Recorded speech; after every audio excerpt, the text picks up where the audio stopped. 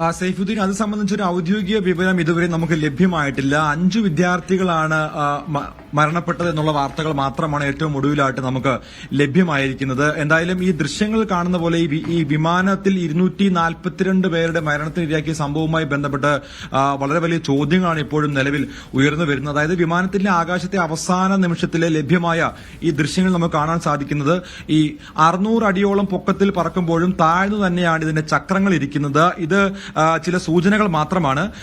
അതായത് വീഡിയോയിലെ വിദൂര കാഴ്ചയിൽ നേരെ തന്നെ ആയിരിക്കുന്നുവെന്ന് തോന്നിക്കുന്ന ചിറകിനു പിന്നിലെ ഫ്ലാപ്പുകൾ അതും ഈ ഉയർന്നു തന്നെയാണ് ഇരിക്കുന്നത്. വീഴ്ചയ്ക്ക് മുന്നേ മുകളിലേക്ക് ഉയരാനുള്ള ശ്രമം വിമാനം നടത്തിയതായും ഈ ദൃശ്യങ്ങളിൽ നമുക്ക് കാണാവുന്നതാണ്. ആ ദൃശ്യങ്ങൾ നമ്മൾ സ്ക്രീനിലൂടെ പോയ ദൃശ്യങ്ങൾ കാണാം. അതായത് ഈ വിമാനം താഴേക്ക് വന്നിട്ട് വീണ്ടും വിമാനം ഉയരാൻ വേണ്ടി ശ്രമിക്കുന്നുണ്ട്. അപ്പോൾ അതായത് നമ്മൾ മനസ്സിലാക്കേണ്ടത് 200-നും 400-നും അടി പൊക്കത്തിലേക്ക് എത്തുമ്പോഴും വീലുകൾ മുകളിലേക്ക് അതായത് വീലുകൾ മുകളിലേക്ക് ഉയരുകയാണ് പതിവ്. സ്വാഭാവികമായിട്ടും ഈ വിമാനം പറക്കുമ്പോൾ നമുക്കറിയാം ഒരു 200 അടിക്ക് മുകളിലേക്ക് എത്തുമ്പോഴാണ് ഈ വിമാനത്തിന്റെ വീലുകൾ അകത്തേക്ക് പോകുന്നത്. പക്ഷേ ഇവിടെ 600 അടിയായിട്ടും പൈലറ്റുമാർ ചക്രങ്ങൾ മുകളിലേക്ക് കയറ്റാത്തത് എന്തുകൊണ്ടെന്നുള്ള ചോദ്യം ഇപ്പോഴും നിലനിൽക്കുകയാണ്. അതിന് പ്രധാനപ്പെട്ട കാരണം ഈ വിമാനം പറന്നുയർന്ന ഉടൻ തന്നെ ഈ വിമാനത്തിന്റെ ഒരു എഞ്ചിൻ തകരാറ് പൈലറ്റുമാർ മനസ്സിലാക്കുകയും പിന്നീട് അടിയന്തരമായിട്ടുള്ള ഒരു ക്രാഷ് ലാൻഡിങ്ങിന് വേണ്ടി ശ്രമിച്ചു എന്നതാണ് മനസ്സിലാക്കുന്നത്.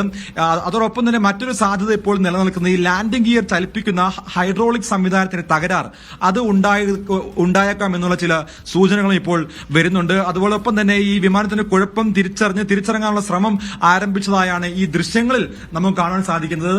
നമ്മൾ ഈ കാണുന്ന ദൃശ്യങ്ങളിലൂടെ അതായത് ഈ വിമാനം ഉയർന്നു വീണ്ടും താഴേക്ക് വന്നിട്ട് വീണ്ടും വിമാനം ഉയരാൻ വേണ്ടി ശ്രമിക്കുന്ന ദൃശ്യങ്ങളാണ് നമുക്കതിലൂടെ മനസ്സിലാക്കുന്നത്. ഇതോടൊപ്പം തന്നെ ഈ ഫ്ലാപ്പുകൾ നേരെയാക്കുന്നതിൽ എന്തെങ്കിലും പ്രശ്നങ്ങൾ അതിലുള്ള എന്തെങ്കിലും സങ്കീർണമായിട്ടുള്ള പ്രശ്നങ്ങൾ ഉണ്ടായോ, ഇത്രയും വലിയൊരു അപകടത്തിന് ഉണ്ടായോ എന്നുള്ള സംശയം ഇപ്പോഴും നിലനിൽക്കുകയാണ്. ഈ ടേക്ക് ഓഫ് ചെയ്യുമ്പോഴും പറന്നു കയറുമ്പോഴും ചിറകിന് പിന്നിലെ പാളികൾ അത് താഴ്ത്തി വെക്കുന്നതാണ് സ്വാഭാവികമായിട്ട് വിമാനത്തിന്റെ പതിവ്. നമ്മൾ കണ്ടിട്ടുള്ളത് അങ്ങനെയാണ്. പക്ഷേ ഈ ലിഫ്റ്റിംഗ് കുറഞ്ഞതിൽ 2 കാര്യങ്ങളും സംഭവിച്ചേക്കാം എന്നുള്ള ചില ആശങ്കകളാണ് ഇപ്പോൾ നിലനിൽക്കുന്നത്.